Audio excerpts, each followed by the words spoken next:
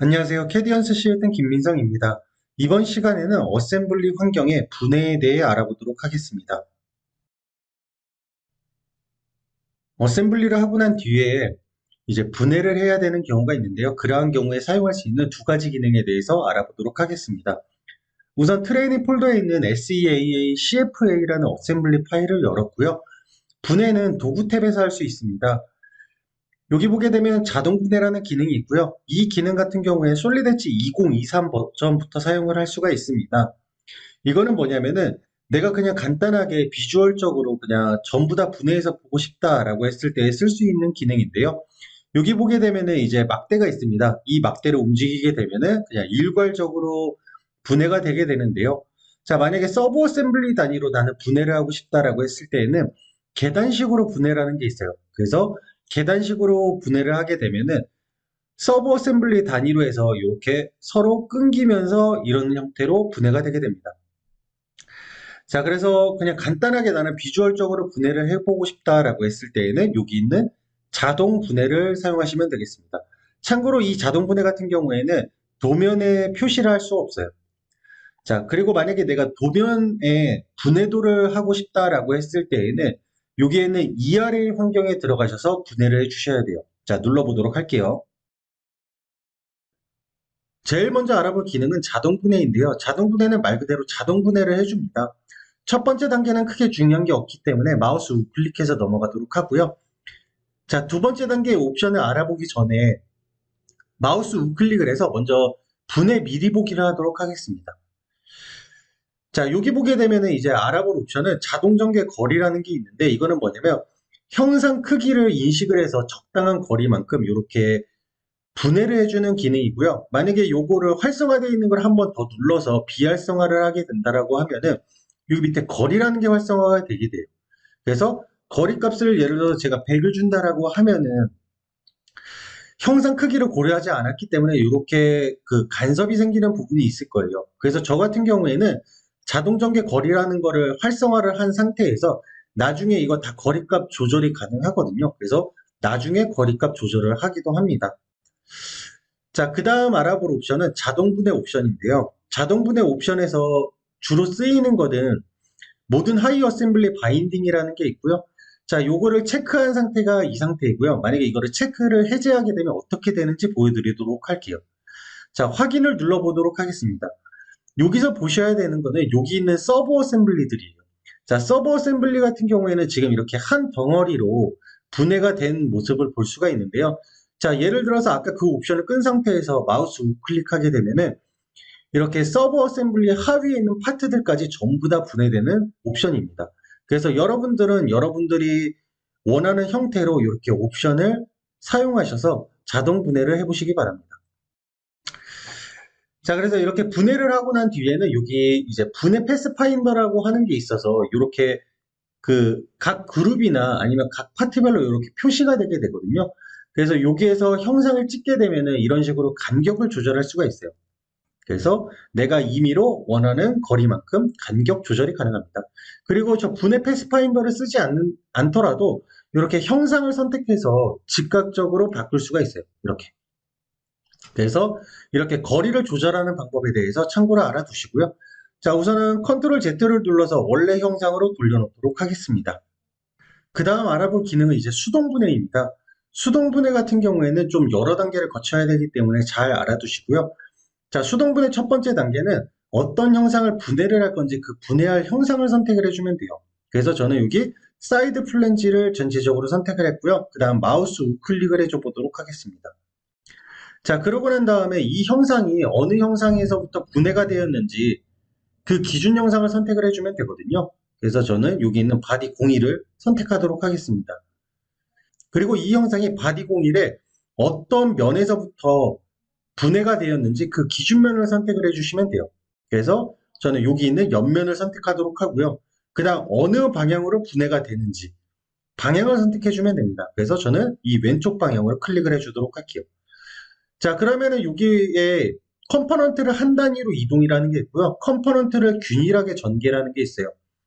이거는 뭐냐면 한 단위 같은 경우에는 얘가 그냥 덩어리로 뽑히게 됩니다. 이렇게. 근데 컴포넌트 균일하게로 바꾸게 되면은 각각 다 분리가 되게 돼요. 그래서 이거는 좀 보여드리도록 할게요. 자, 이 상태에서 확인을 눌러보도록 하겠습니다. 그리고 거리값을 지정해 준 다음에 마우스 우클릭을 하게 되면은 이렇게 분해가 되게 돼요. 자, 그 다음 여기 설정 단계에서 다시 분해 옵션을 들어가 보면은 여기 컴포넌트 균일하게 전개라고 있잖아요. 요거로 바꿔볼게요. 그 다음 확인을 누르고 마우스를 우클릭하게 되면은 보시는 것처럼 이런 식으로 분해가 되게 됩니다. 그래서 저는 뭐 상황에 따라서 이 두 가지 옵션을 다 사용하기 때문에 여러분들도 알아두시고요. 자, 저는 이렇게 한 단위로 해서 분해를 하도록 하겠습니다. 자, 그 다음 반대쪽을 추가로 분해를 해보도록 할 텐데요. 이번에 추가적인 기능을 하나 더 알아보도록 할게요. 뭐냐면 바인드라는 기능이거든요. 이 바인드라는 기능은 뭐냐면 서버 어셈블리 같은 경우에 분해를 할 때 이 서버 어셈블리가 선택이 안 되거든요. 이런 식으로.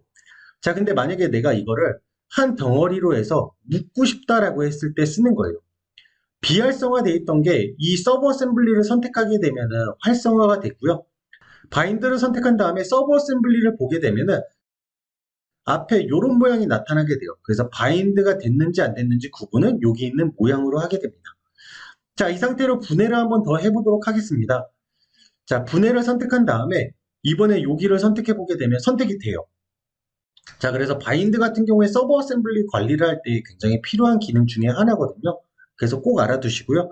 자, 동일하게 한번 분해를 해보도록 하겠습니다. 이렇게 각 단계를 거쳐서 분해를 하게 되면은 이렇게 분해가 되게 되겠죠. 자, 그리고 아까 보셨던 분해 옵션 같은 경우에는 얘는 바인드를 해놨기 때문에 개별로 분해를 할 수가 없어요. 그래서 개별로 분해를 할 때에는 바인드를 하시면 안 됩니다. 자, 그래서 요거는 알아두시면 되고요. 그리고 분해 흐름선 자체도 이렇게 여기는 5개가 생성이 됐는데 여기는 하나가 생성이 됐죠. 그래서 이러한 차이점이 있기 때문에 바인드라는 기능에 대해서 꼭 알아두셔야 됩니다. 자, 잠깐 컨트롤 Z를 눌러서 되돌린 다음에 다시 한번 바인드를 해볼게요. 자, 사이드 플랜지 01번을 바인드 한 다음에 바인드를 해제하는 방법은 서버 어셈블리를 선택을 하고 여기 바인딩 취소를 눌러주시면 돼요. 그러면은 이렇게 바인딩이 취소가 되게 됩니다. 그 다음 추가적인 옵션들에 대해 알아보기 위해 다시 한번 자동 분해를 해볼게요. 자, 자동 분해를 이렇게 한 다음에 그 다음 해볼 거는 뭐냐면 여기 있는 컴포넌트 드래그라는 기능이에요.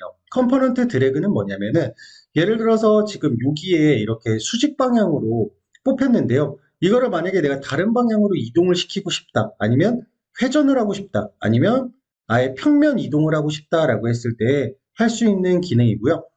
우선은 요소를 선택한 다음에 마우스를 우클릭하게 되면 이렇게 파란색 좌표계가 나와요.